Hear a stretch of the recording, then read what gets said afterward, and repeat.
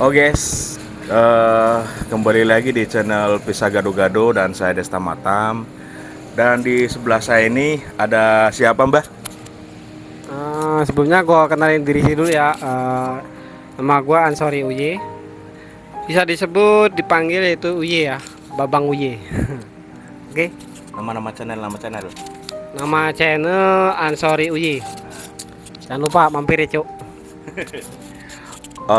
Oh guys, jadi ini shotnya agak-agak remang-remang ya karena ini adalah jam berapa Mbah? Jam satu malam ya. Jadi rencananya si Babang Uye ini dia besok sore dia mau gas ke Lombok. Jadi malam ini Bambang Uye itu terakhir nginep di Jakarta Utara ya Pak? Ya, kita tunggu lah. Oke, jadi besok dia mau gas ke Lombok. Satu nyawa satu motor. Jadi dia mau solo riding ke Lombok.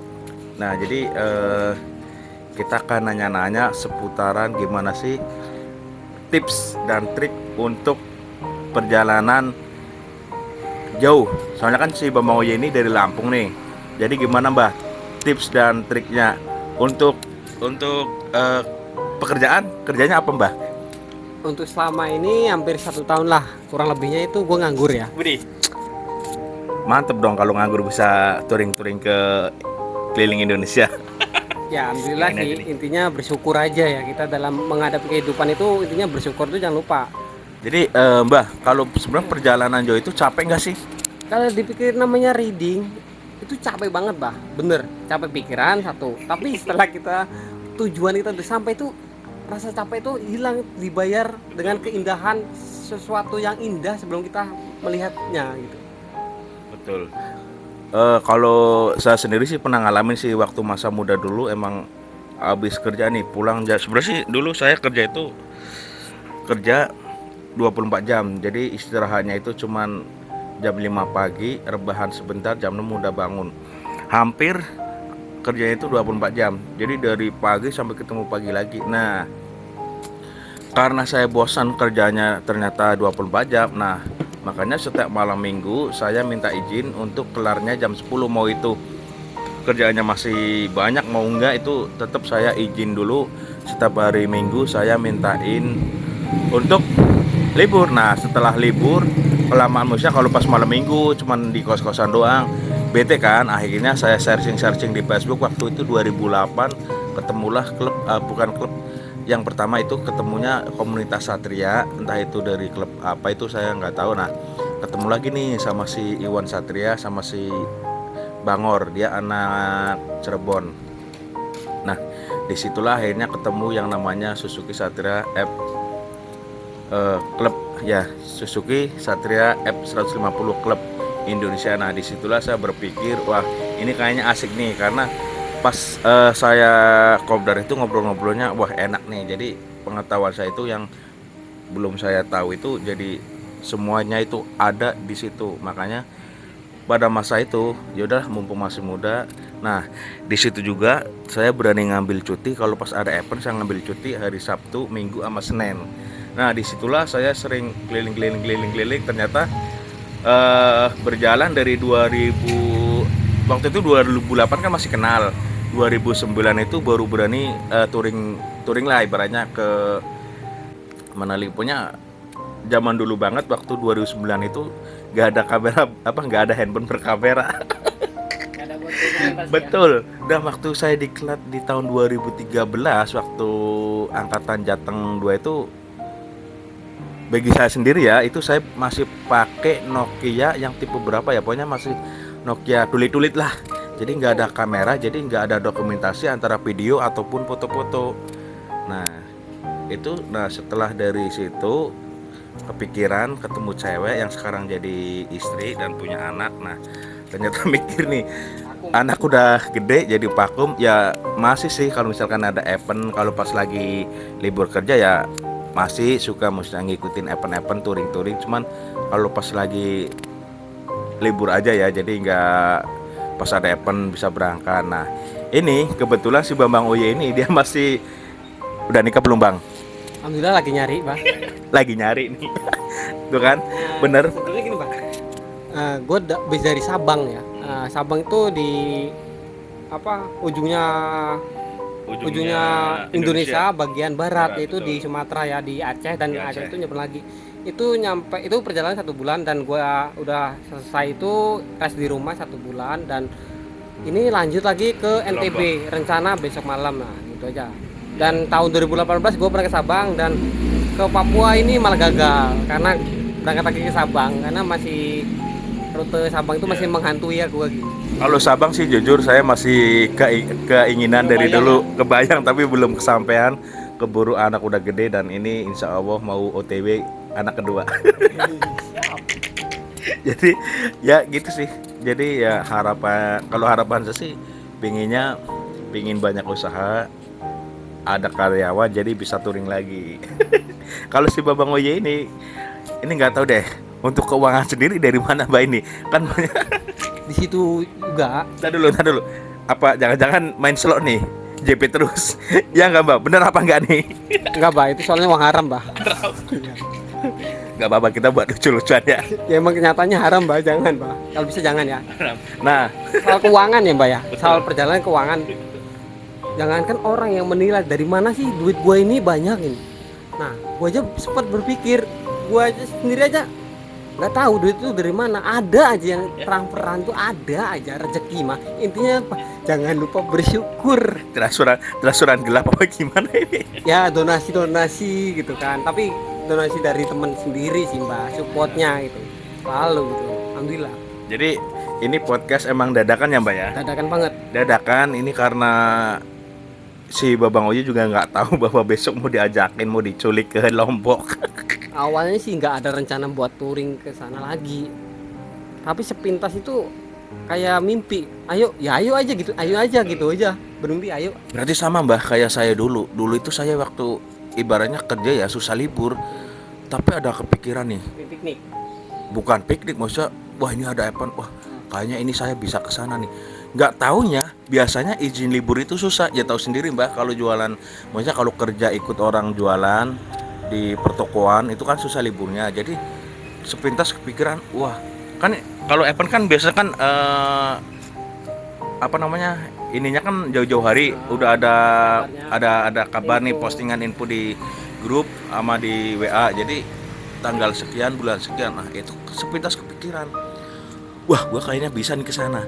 Nah pas hari 1 minggu hari hanya nggak tahu dilalah apa emang udah jalannya saya untuk buat touring itu, pas saya izin itu bisa, padahal itu sebenarnya tanpa rencana betul. Nah padahal waktu itu pas rame-ramenya, terus juga pas banyak-banyaknya pesanan.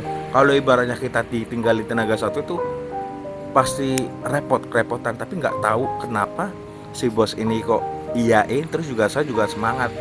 Padahal dalam hati sih badan kerasa capek banget karena kita full 1 minggu kerja tanpa libur. Dari dulu saya kerja itu full 1 minggu itu tanpa libur. Jangankan 1 minggu, orang ibaratnya 1 tahun aja pulang kampungnya 1 kali pas lebaran gitu.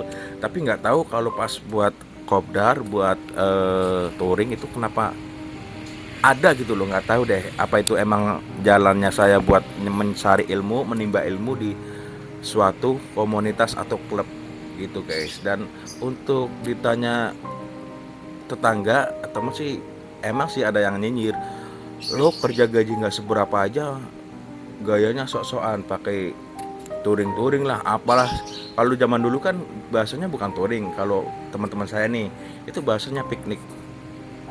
Bukan anak motor sih, emang bukan anak motor, makanya bahasanya bukan touring. Nah jadi kalau si Bambang Uye ini itu kayak saya dulu waktu masih muda, ya nggak Mbak? Ya.